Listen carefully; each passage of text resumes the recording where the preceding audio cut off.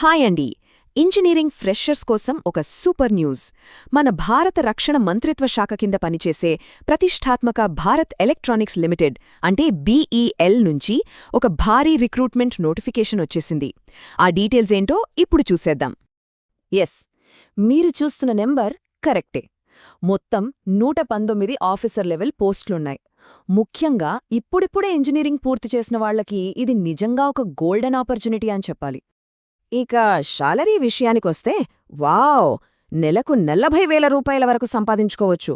అది మాత్రమే కాదండోయ్, దీనికి అదనంగా బోలెడన్ని అలవెన్సులు కూడా ఉన్నాయి.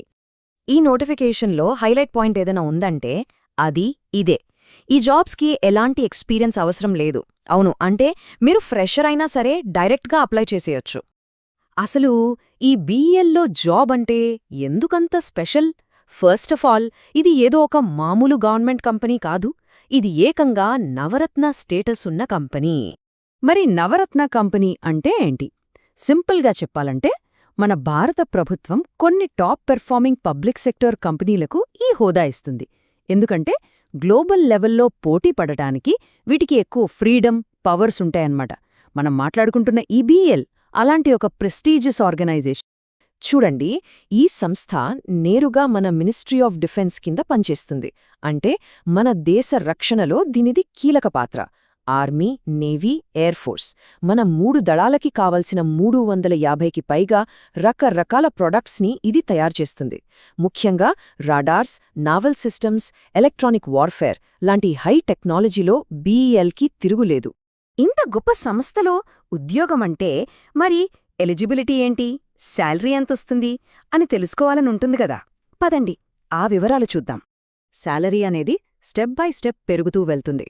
మీరు ట్రైనీ ఆఫీసర్గా జాయిన్ అయినప్పుడు ఫస్ట్ ఇయర్లో నెలకు 30,000 వస్తుంది. సెకండ్ ఇయర్లో అది 35,000 అవుతుంది. ఇక థర్డ్ ఇయర్కొచ్చేసరికి 40,000 రూపాయలకు చేరుకుంటుంది. ఓన్లీ శాలరీ మాత్రమే కాదు, ఇంకా చాలా బెనిఫిట్స్ ఉన్నాయి. సంవత్సరానికి 12,000 రూపాయల అలవెన్స్ ఇస్తారు. ఇది ఇన్సూరెన్స్ ప్రీమియం, బట్టలు కుట్టించుకోవడానికి, ఫుట్వేర్ కొనడానికి, ఇలాంటి వాటికి వాడుకోవచ్చు. అంతేకాదు, దీనికి అదనంగా మంత్లీ ఏరియా అలవెన్స్ అని చెప్పి మరో 10% ఎక్స్ట్రా వస్తుంది. మరి దీనికి ఎవరు అప్లై చెయ్యొచ్చు? ట్రైనీ ఇంజనీర్ పోస్టులకైతే బీఈ, బీటెక్ లేదా బీఎస్సీ ఇంజనీరింగ్ డిగ్రీ ఉండాలి. అదే ట్రైనీ ఆఫీసర్ అంటే ఫినాన్స్ పోస్టుకైతే ఫినాన్స్లో ఎంబీఏ చేసి ఉండాలి. సింపుల్. ఇక ఏజ్ లిమిట్ విషయానికొద్దాం. జనవరి 1, 2026 నాటికి జనరల్ లేదా ఈడబ్ల్యూఎస్ కేటగిరీ వాళ్లకి 28 ఏళ్లు మించకూడదు. అదే ఓబీసీ వాళ్లకైతే 3 ఏళ్లు రిలాక్సేషన్ ఉంది. అంటే 31 ఏళ్ల వరకు అప్లై చేయొచ్చు. ఎస్సీ, ఎస్టీ వాళ్లకి 5 ఏళ్ల రిలాక్సేషన్తో 33 ఏళ్ల వరకు ఛాన్స్ ఉంది. ఓకే, మొత్తం 119 పోస్టులన్నారు కదా. మరి ఏ బ్రాంచ్కి ఎన్ని పోస్టులున్నాయో ఆ బ్రేక్డౌన్ ఏంటో ఇప్పుడు చూద్దాం. ఈ టేబుల్ చూడండి. అత్యధిక పోస్టులు ఎలక్ట్రానిక్స్లో ఉన్నాయి, ఏకంగా 65. ఆ తర్వాత మెకానికల్లో 37 పోస్టులున్నాయి. అలాగే electrical, computer science, chemical, finance ఈ బ్రాంచ్లకు కూడా వేకెన్సీలున్నాయి. ఇక్కడొక ఇంపార్టెంట్ పాయింట్. మీరు మీ కేటగిరీతో పాటు అన్రిజర్వ్డ్ అంటే యూఆర్ కేటగిరీ పోస్టులకు కూడా పోటీ పడవచ్చు. అన్నీ బానే ఉన్నాయి, మరసలు అప్లై చేయడమెలా? ఆ ప్రాసెస్ ఏంటో ఇప్పుడు స్టెప్ బై స్టెప్ తెలుసుకుందాం. అప్లికేషన్ ఫీజొచ్చి 1,806 రూపాయలు. ఇందులో 150 రూపాయలు ఫీజు అయితే మిగిలిన 36 రూపాయలు జీఎస్టీ. ఇది ఎవరికంటే జనరల్, ఓబీసీ క్యాండిడేట్స్కి మాత్రమే. మరి మిగతా వాళ్ల సంగతేంటి? ఎస్సీ, ఎస్టీ ఇంకా పీడబ్ల్యూడీ అంటే దివ్యాంగులైన అభ్యర్థులు ఎలాంటి ఫీజు కట్టక్కర్లేదు, వాళ్లు ఫ్రీగా అప్లై చేసుకోవచ్చు. అప్లికేషన్ ప్రాసెస్లో ముఖ్యంగా 3 స్టెప్స్ ఉన్నాయి. చాలా సింపుల్. స్టెప్ 1, నోటిఫికేషన్లో ఒక క్యూఆర్ కోడ్ ఉంటుంది. దాన్ని స్కాన్ చేసి ఆన్లైన్లో ప్రీ రిజిస్ట్రేషన్ చేసుకోవాలి. స్టెప్ 2, మీ సర్టిఫికేట్స్, డాక్యుమెంట్స్ అన్నీ రెడీగా పెట్టుకోవాలి. ఇక ఫైనల్ స్టెప్, డైరెక్ట్గా వాక్-ఇన్ సెలెక్షన్కి అటెండ్ అవ్వడమే.